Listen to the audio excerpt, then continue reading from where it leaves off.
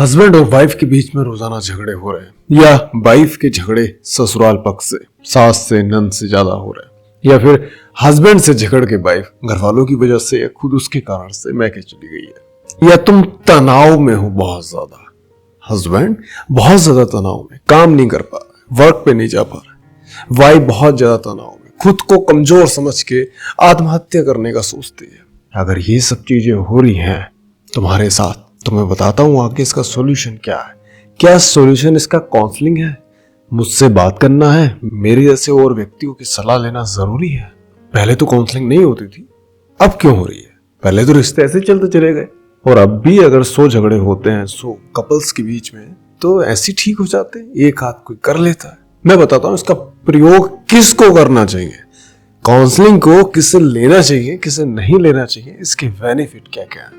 देखिए, अगर आप एक हस्बैंड हैं और वाइफ है आपकी जो झगड़ती है, जो छोटी छोटी बातों पे घर वालों से झगड़ना, इनकी आदत है कि किसी से बातें नहीं करेंगी, जब भी आप बात करने बैठे झगड़ेंगी, कोई आपका कहना नहीं मांगे, तो आपने कहा यहाँ जाओ, यही जाएंगी। आपने कहा मैके में इतनी बात मत करा करो, इतनी ही बातें करेंगी।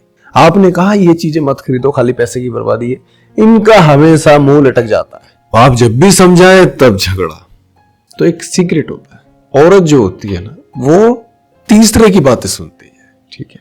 मतलब आप कह रहे हैं अपनी वाइफ से, देखिए वहां मत जाइए, दिल्ली मत जाओ, आज बहुत ज्यादा थोड़ा सा माहौल सही नहीं है, तो वो तुम्हारी नहीं सुनेंगी, ना ही उस व्यक्ति की सुनेंगी जो तुमसे जुड़ा है।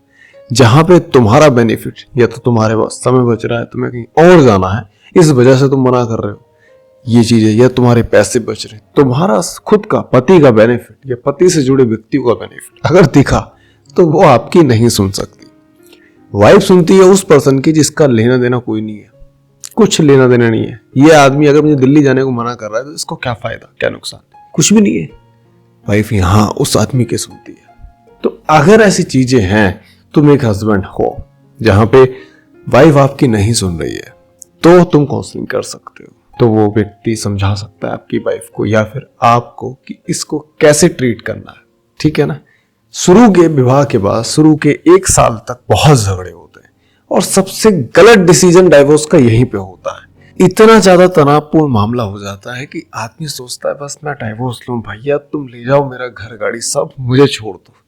सबसे गलत स्थिति होती है, ये ड्यूरेशन जो होता है ये बहुत गलत होता है डाइवोर्स के लिए, क्योंकि यहाँ पे ना दोनों पार्टनर जो होते हैं एक छत के नीचे आए होते हैं, दोनों एक दूसरे को एक्सेप्ट करते हैं, दोनों एक दूसरे को बिहेवियर को जान रहे होते हैं, चाहे लव मैरिज हो चाहे अरेंज मैरिज। लव मैरिज वाले कपल्स को कहा जाता है कि भाई तुमने तो लव मैरिज करी, झगड़े क्यों हो रहे हैं? भाई साहब लव मैरिज करी थी, पर एक छत के नीचे नहीं रहे थे आप केवल 1-2 घंटे ही साथ रहे थे। क्यों? क्योंकि वो अपने घर पे रहती थी, ठीक है ना। तो ये चीजें होती हैं। तो अगर सिचुएशन ये है आपके साथ कि वाइफ आपकी झगड़ती बहुत है, वाइफ आपकी मैके चली गई है, वाइफ आपके घर में काम नहीं करती है, वाइफ आपकी गुस्सा बहुत करती है, वाइफ आपकी सुनती नहीं है, मतलब पूरी तरह से तुम बहुत तनाव में रहते हो, तो काउंसलिंग तुम्हें लेनी चाहिए। अब तुम कहोगे पहले तो बुआ जी, मौसी जी, मामा जी समझा जाते थे, सास ससुर, ताऊ जी आ जाते थे।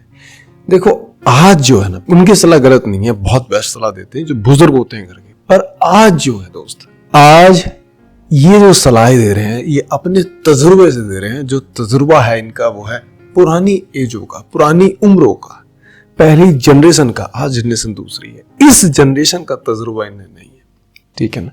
इस जनरेशन की ये सलाहें नहीं दे सकते। ये बता देंगे औरत ऐसी होती है, इतनी भावुक होती है, औरत को ऐसे ट्रीट करो, पर ये नहीं बता सकते कि आज शादीशुदा जीवन को कैसे चलाएं, समझे आप। तो ये नहीं बता सकते। दूसरा, यहाँ पे भी 2 रिलेटिव बन जाते हैं, एक पापा की तरफ से, एक मम्मी की तरफ से। आपकी पापा वाले सलाह देंगे कि पापा की सेवा करो, पापा को खुश रखो। मम्मी वाले रिलेटिव सलाह देंगे कि भैया माँ को सुनो, सास को सुनो।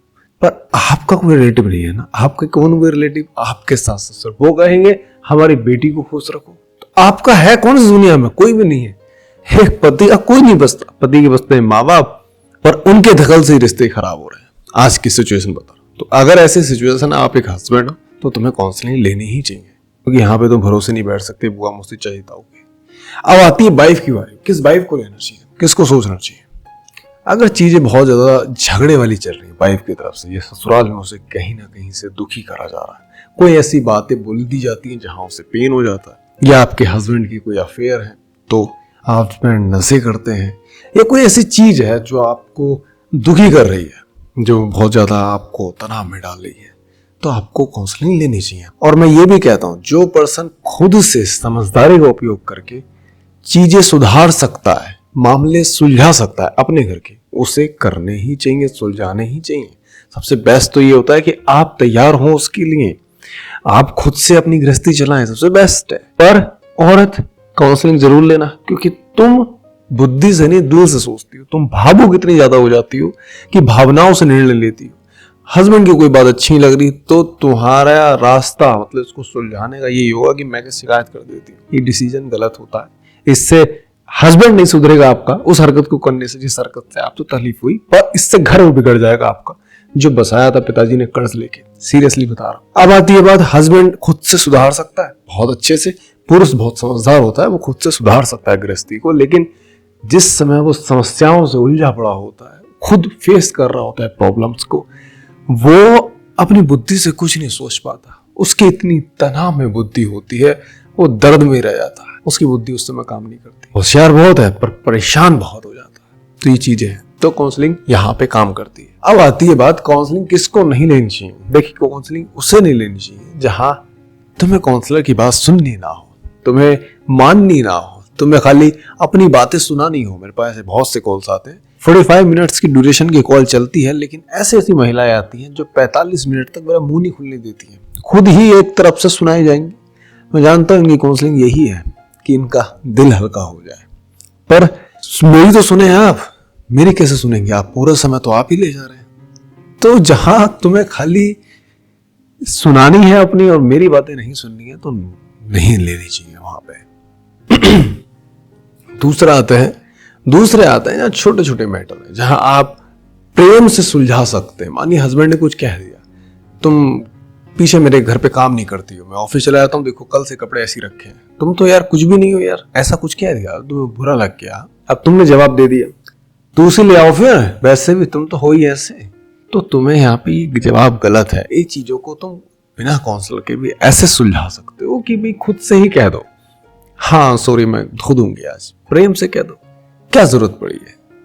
आप अगर प्रेम से रिश्ता चलाएं तो चीजें सुलझ सकती हैं, पर पुरुष को यहाँ पे प्रेम के साथ साथ अपनी बुद्धि भी चलानी पड़ती है।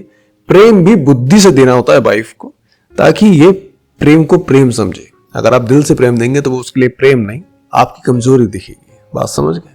हर एक चीज बुद्धि से करिए, क्योंकि वो भावुक है, वो तो दिल से करेंगे, पर वो क्या सोचे अपने दिल में, क्या करेगी दिल से, ये एक पुरुष बुद्धि से बनवा सकता है उसकी भावनाएं दिल के अंदर। मतलब वो बुद्धि से चाह के वो सोचने पे मजबूर कर सकता है उस दिल से, जो पुरुष चाहता है कि मेरी वाइफ ये सोचे। यहां तक पुरुष कंट्रोल कर सकता है एक औरत को। पर यही चीजें हैं कि इसमें थोड़ा सा आप बुद्धि लगाएं और चीजों को सुधारें। बाकी मुझसे कोई व्यक्तिगत बात करना चाहते हैं तो ये मेरा व्हाट्सएप नंबर है, इस पर मैसेज कर दीजिएगा। पर हाँ, ध्यान रखना, गृहस्थी वो आप दोनों ही सुलझा सकते हैं, ठीक है, दोनों प्रेम से। आप अपनी गृहस्थी में बाकी रिश्तेदारों की, पड़ोसियों की, दोस्तों की, मैका, ससुराल दखल ना डालें, ये घर बिगड़वा देंगे। दिल से नहीं चाहते वो घर बिगाड़ना, पर आज की जनरेशन के लिए उनकी सोच जो आज से 10, 20 साल, 30 साल पहले की, खतरा है। रियलिटी बता रहा हूं, खतरा है। चलिए ठीक है, नमस्कार, मिलते हैं नेक्स्ट वीडियो।